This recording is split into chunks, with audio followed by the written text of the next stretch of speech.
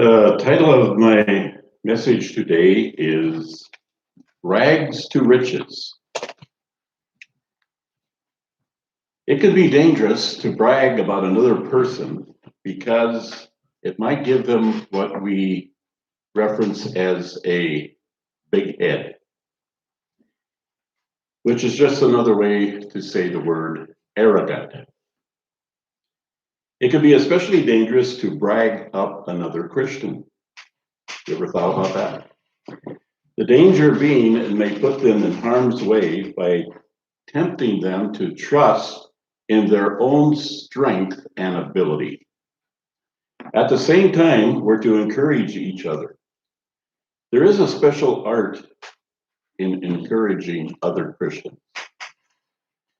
The goal is to encourage in such a way that they'll walk humbly before their God. Now, after having said all that, I'm going to brag up a follower of God. It may sound like I'm bragging about him, but I'm not worried about it doing any harm to him. I know what I say won't give him an arrogant attitude because he's gone from this earth and safe in God's hand. It's an Old Testament man by the name of Joseph. We read about him in Genesis 37 to 45. So in the next 20 minutes, give or take, we're going to cover Genesis 37 to 45. Of course, not thoroughly, but getting the main picture of the story. Now, a New Testament verse that's a good key verse for this sermon is from Romans chapter 8. And that is verse 28. And we know that in all things God works for the good of those who love him, who have been called according to his purpose. So, what is your purpose in life? Do you have a purpose in life that has come from God? First, we're going to look at his advantages, Joseph's advantages. Going to Genesis chapter 37, verse 3. Now, Israel loved Joseph more than any of his other sons because he had been born to him in his old age, and he made a richly ornamented robe for him. He had some advantages. Jacob favored Joseph more than all of Joseph's brothers. Joseph was a son of Jacob's old age. Jacob was 91 years old at Joseph's birth. And I'm sure it was a personal comfort to Joseph to be favored. For example, we read that his father gave him a coat of many colors. He also had dreams that revealed future greatness. First of all, his brothers were to be in subjection to him. Verse 7 of chapter Genesis 37, we were binding sheaves of corn out in the field when suddenly my sheaf rose and stood upright, while your sheaves gathered around mine and bowed down to it. This dreaming of his would also affect his father and mother. Another dream he had, his father responded and said in verse 9, then he had another dream and told it to his brothers. Listen, he said, I have another dream. And this time the sun and the moon and 11 stars were bowing down to me. Well, that was some of his advantages. Now we're going to consider the risk of his advantages. In expressing his dreams to those he was closely related to, he was showing that he was open-minded and honest. He took a risk in sharing his dreams, like the risk of being misunderstood. For example, we read this from Genesis 37, 10 and 11. When he told his father as well as his brothers, his father rebuked him and said, "What is this dream you had? Will your mother and I and your brothers actually come and bow down to the ground before you?" His brothers were jealous of him, but his father kept the matter in mind. Oh, that is such an interesting sentence. His father kept the matter in mind. That tells me that his father sensed that probably there was something right about this dream. Even though his father kept it in mind what Joseph had said, we read that his brothers began to really hate him. They did not enjoy his coat of many colors. It was too overwhelming, too much color at the same time, especially on Joseph. And because of his dreams. Verse 8, his brothers said to him, "Do you intend to reign over us? Will you actually rule us?" And they hated him all the more because of his dream and what he had said. Now we're going to look at Joseph's conduct. That is his response to his brother's hatred. Though he was his father's favorite, he wasn't lazy. That has to do with conduct. In verse 2 of Genesis 37, we read that he was feeding the flock with his brothers. Now, that would have been what we call free range. It wasn't a fenced in, tidy little operation. It was free range. They roamed, and there was a huge flock. And that is a lot of work because you end up doing as much walking as the sheep do, and they have 4 legs. Next, we see that Joseph was obedient. Verse 13, and Israel said to Joseph, "As you know, your brothers are grazing the flocks near Shechem. Come, I'm going to send you to them." "Very well," he replied. Joseph was saying, "Here I am. I'm ready to go." Next, we're going to find out that he was persistent. That takes place in verses 15 to 17 of Genesis 37. He was wandering and searching for them. When he was told where they had gone, he went after them. He did all of this knowing that they despised him. You know, in my heart of hearts, sometimes if there's an individual who despises me, I'm not too excited about lending a hand. Now we're going to look at his conduct when he was under attack. Verses 18 to 20 of Genesis 37.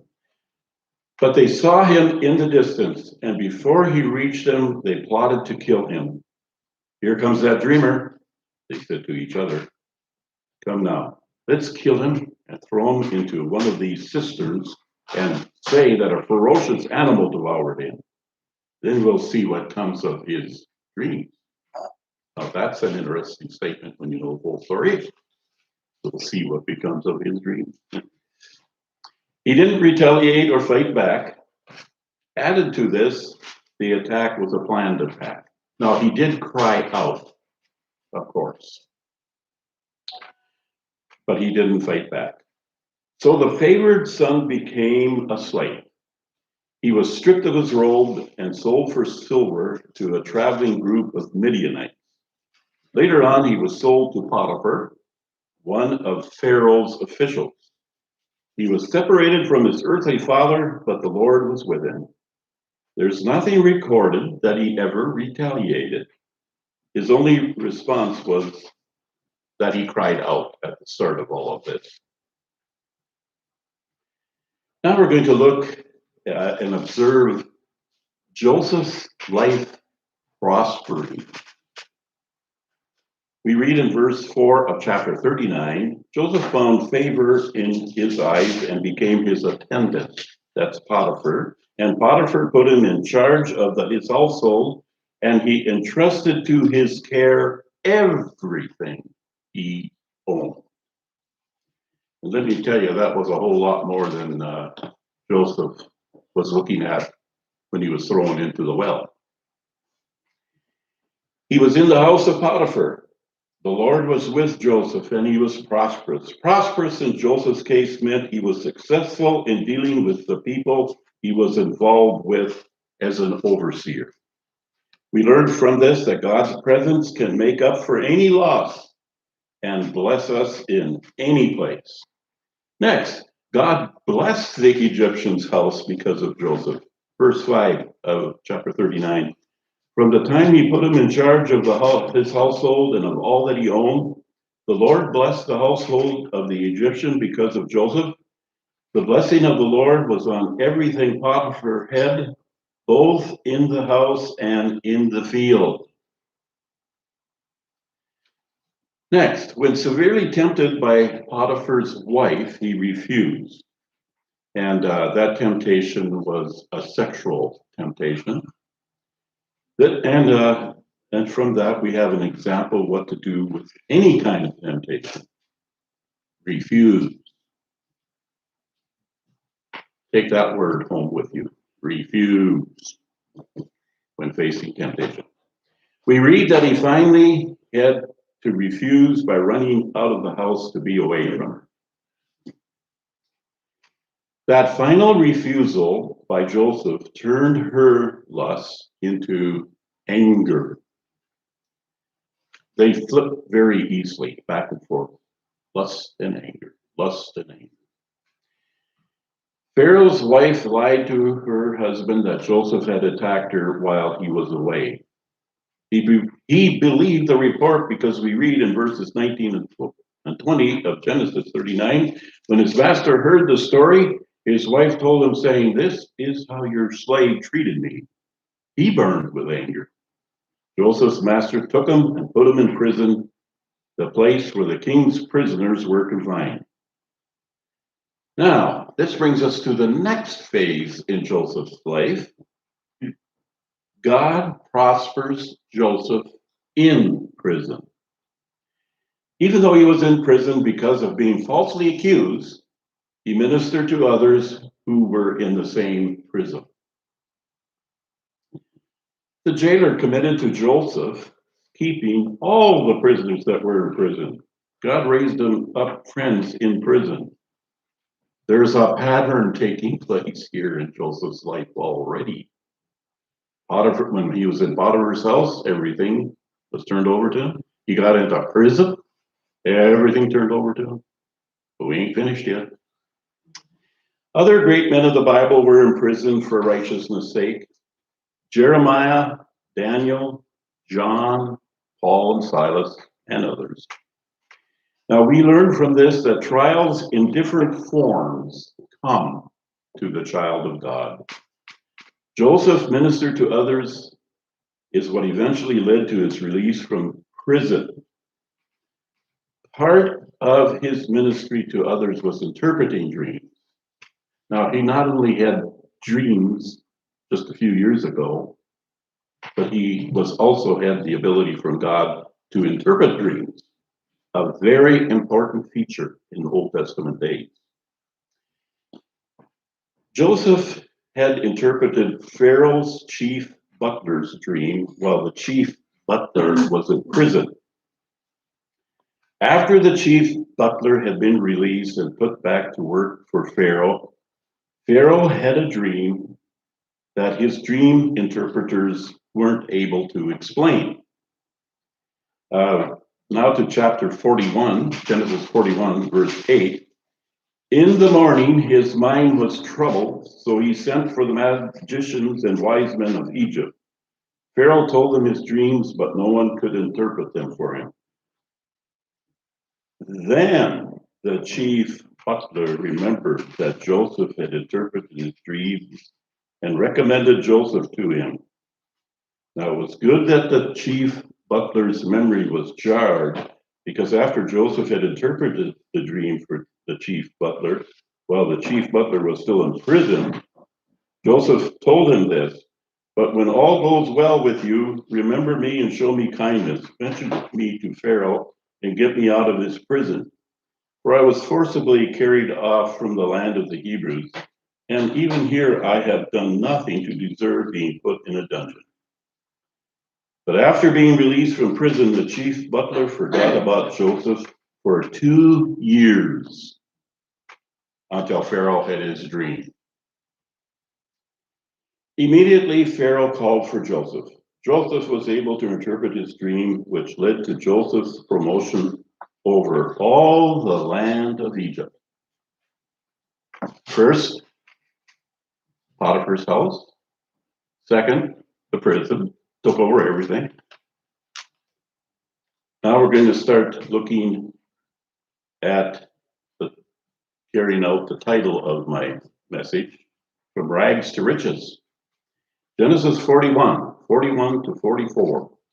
So Pharaoh said to Joseph, I hereby put you in charge of the whole land of Egypt.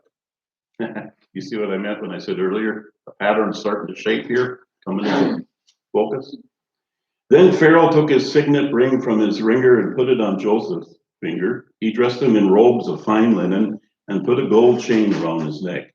He had him ride in a chariot as his second in command, and men shouted before him, Make way! Thus he was in charge of the whole land of Egypt. Then Pharaoh said to Joseph, I am Pharaoh, but without your word no one will lift hand or foot in all of Egypt. You see what I mean? Rags to riches. He was given a ring. That was a symbol of authority. He was given linen, and that was the finest that they had in Egypt. He was given a chain, I guess it went around his neck, and that showed royal favor. He was given a chariot, and it was second in line in any lineup. And people were to bow the knee, that is, kneel before him. And he had the authority to lift his hand. That means absolute authority. If he lifted his hand, common beggar or rich man, whoever, would stop and pay attention to Joseph. Now, the Egyptian name given Joseph means preserver of life. Isn't that interesting? His brothers originally intended to kill him, and now in the land of his captivity, he's given the name preserver of life. And I wonder what Potiphar and his wife were making about all of this happening to Joseph. I wonder if Potiphar ever sat down with her and said, let's talk about Joseph. Something doesn't seem to add up here. Well, it doesn't say in the Bible, but I have fun imagining it.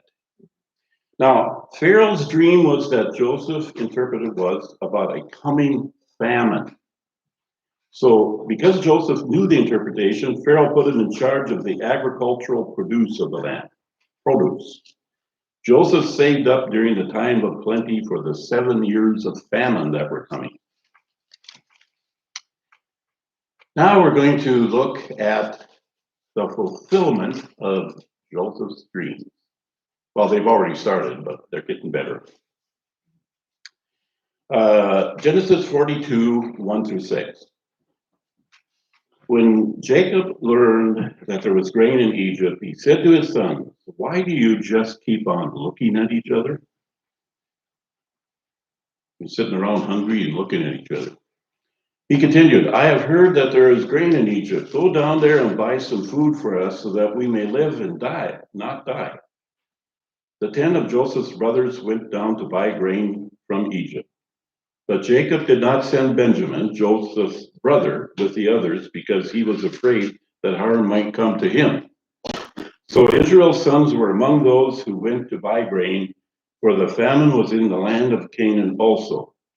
Now Joseph was the governor of the land, the one who sold grain to all its people. So when Joseph's brothers arrived, they bowed down to him with their faces to the ground.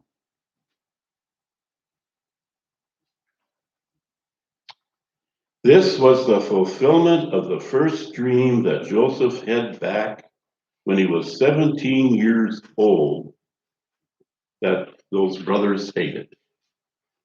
Now, at the age of 30, Joseph has it fulfilled before his very eyes. At this particular moment, his brothers didn't know it, but a few weeks later, when they realized that it was their brother, they certainly must have thought about that, his dream.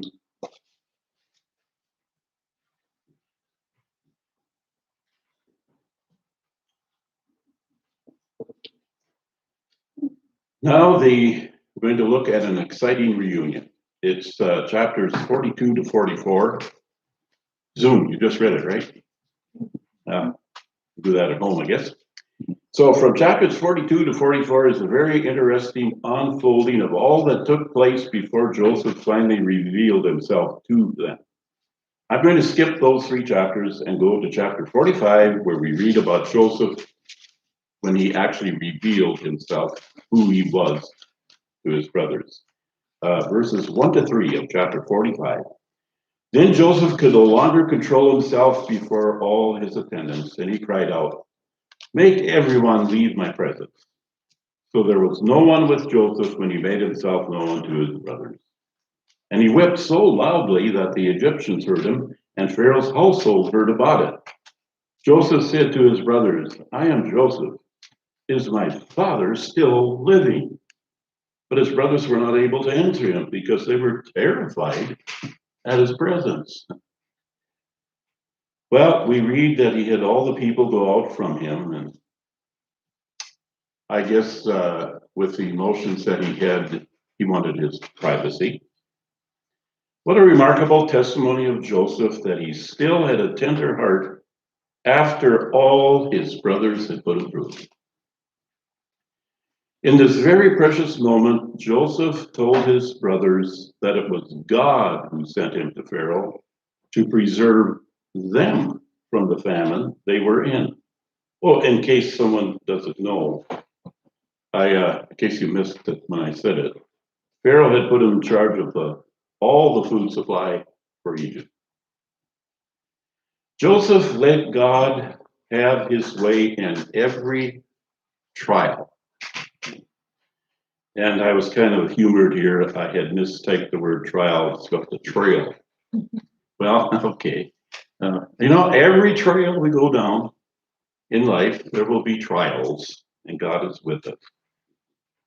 He didn't shut God out. Well, what's the application for that? It's from the New Testament, Colossians chapter 3, 16. Let the word of Christ dwell in you richly, as you teach and admonish one another with all wisdom, as you sing psalms, hymns, and spiritual songs with gratitude in your hearts to God. The last time I taught Bible study, my lesson was on comparing the life of Joseph to the life of Jesus, and there were 24 illustrations. I'm going to review 4 of them. If we did all 24, we'd be here another 20 minutes. But I just picked 4. All right, first of all, Joseph, Genesis 37:13. And Israel said to Joseph, "As you know, your brothers are grazing the flocks near Shechem. Come, I'm going to send them to you." "Very well," he replied. Now, Christ, Philippians 2:8. And being found in appearance as a man, he humbled himself and became obedient to death, even death on the cross. That's first example number 1. Example number 2 about Joseph, Genesis 37:28.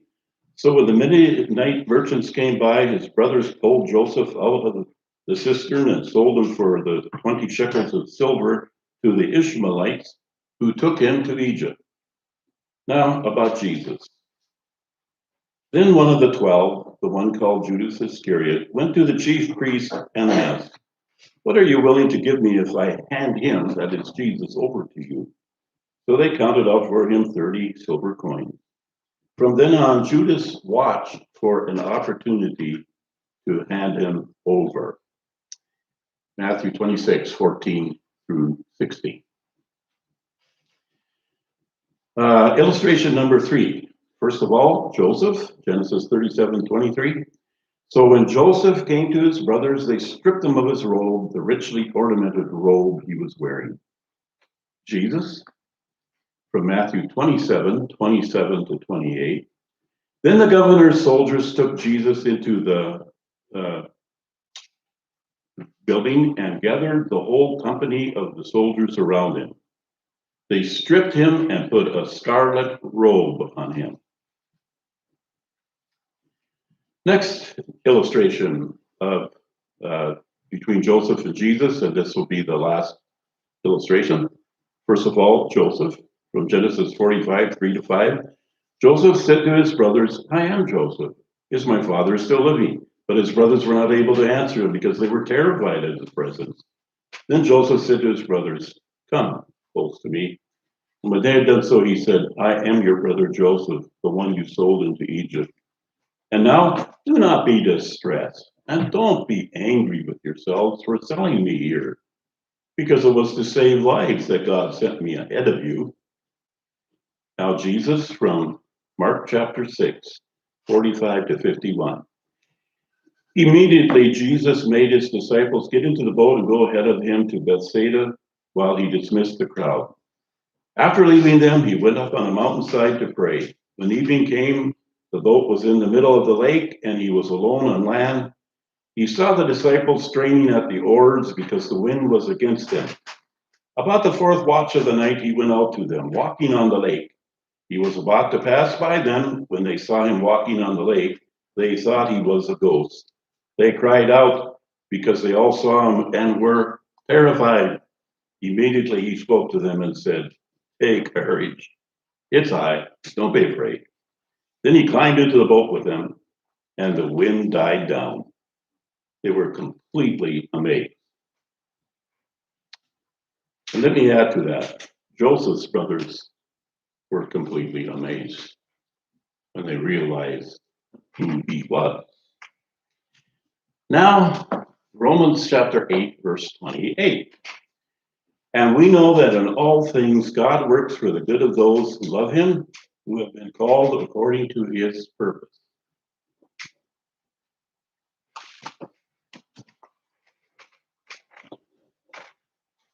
The working out may take some time, but God is developing something in you that will last for eternity. Can you look past the hurt that others inflict on you? From the life of Joseph, we can learn to take things in stride.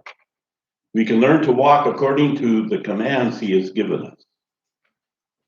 Philippians 1:6, being confident of this, that he who began a good work in you will carry it on to completion until the day of Christ Jesus. We all need encouragement not to lose heart. Be encouraged from the life of Joseph. Just as we make a choice to be saved, so we heard about these decisions at hand, we also need to make choices to encourage our hearts and each other in the Lord. Now, here's how we're going to close off today. I'm going to reread what I read at the very beginning of the service from Romans chapter 8, 28 through 30. Romans 8:28. And we know that in all things God works for the good of those who love him, who have been called according to his purpose. For those God foreknew, he also predestined to be conformed to the likeness of his Son, that he might be the firstborn among many brothers. And those he predestined, he also called. Those he called, he also justified. Those he justified, he also glorified. Now, here's how I want to close. Let's sit in silence with bowed heads for just a few seconds and start comprehending the love of the Father.